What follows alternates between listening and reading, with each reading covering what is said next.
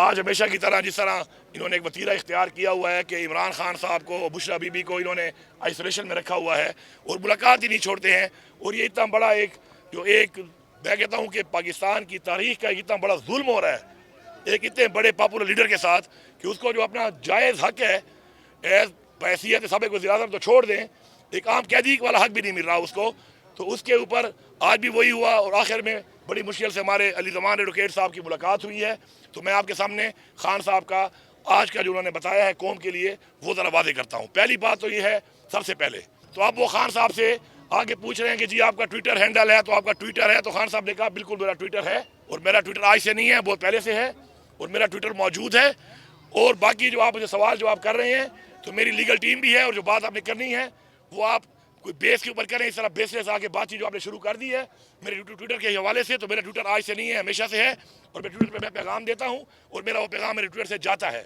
اگر آپ کو کسی پیغام کے اوپر کوئی سوال جواب کرنا ہے مجھ سے تو آپ میرے سامنے کوئی چیز رکھیں پھر بات کریں، اس طرح فضول میرا ٹائم ضائع نہ کریں۔ جب وہ سیاست میں آئے اس وقت سے ان کا ایک سٹانس تھا،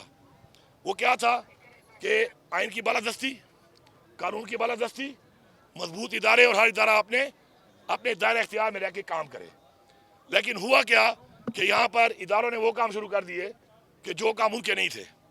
اور اس کا رزلٹ یہ نکلا کہ تجربات ہو رہے ہیں اس ملک کے اندر، اور اس تجربات سے ایک نقصان ہو رہا ہے اس قوم کو، اور آج تک وہ شروع ہیں۔ انہوں نے اس حوالے سے یہی کہا کہ ہماری جو پالیسی ہے ہمیشہ سے ہے خان صاحب کی، اور وہ یہ ہے کہ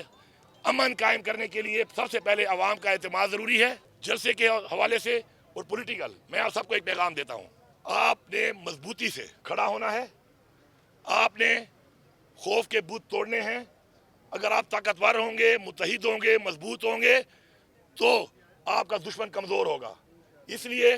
جلسہ بھرپور کامیاب کرنا ہے، اس جلسے میں بھرپور تعداد میں شرکت کرنی ہے، اور ہمارا مقصد کیا ہے؟ مقصد ہمارا ایک عمران خان کی رہائی، اس کے علاوہ ملک میں قانون کی بالادستی،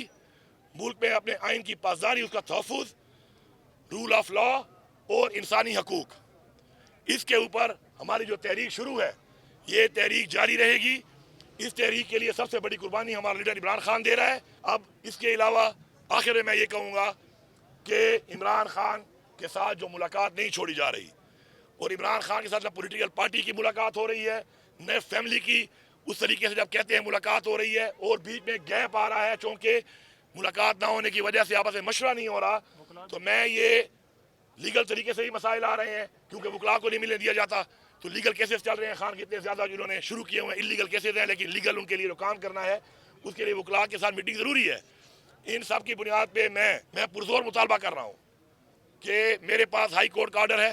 کہ ہفتے میں ایک ملاقات میری ہونی چاہیے۔ 6 دفعہ کنٹیمپٹ ہو چکا ہے، پرواہ نہیں ہے۔ اس کے بعد سپریم کورٹ میں گیا، پہلے میری ریٹ جو ہے انہوں نے ریجیکٹ کر دی، میں نے دوبارہ ریٹ کی ہوئی ہے، میری پیشی نہیں لگ رہی۔ میں ان سے یہ کہہ رہا ہوں کہ بحیثیت صوبے کا وزیر اعلیٰ آپ جو میری ملاقات نہیں چھوڑ رہے، عمران خان صاحب نے بھی کہا کہ اس سے مسائل پیدا ہو رہے ہیں، اور چونکہ میرے پیچھے بیانیے گڑ دیے جاتے ہیں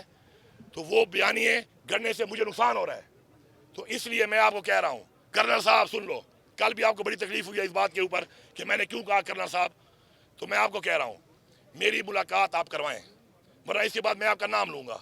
کہ کون سے کرنل صاحب ہیں، میں اس کے بعد نام لے کے پھر بار بار یہ بات کروں گا۔ میں ایک صوبے کا وزیر اعلیٰ ہوں، میری پارٹی کا لیڈر، میری پارٹی کا چیئرمین، میرا لیڈر کے ساتھ میری مشاورت ضروری ہے۔ اس صوبے کی سینسٹیوٹی کو دیکھتے ہوئے، حالات کو دیکھتے ہوئے، حکومت میں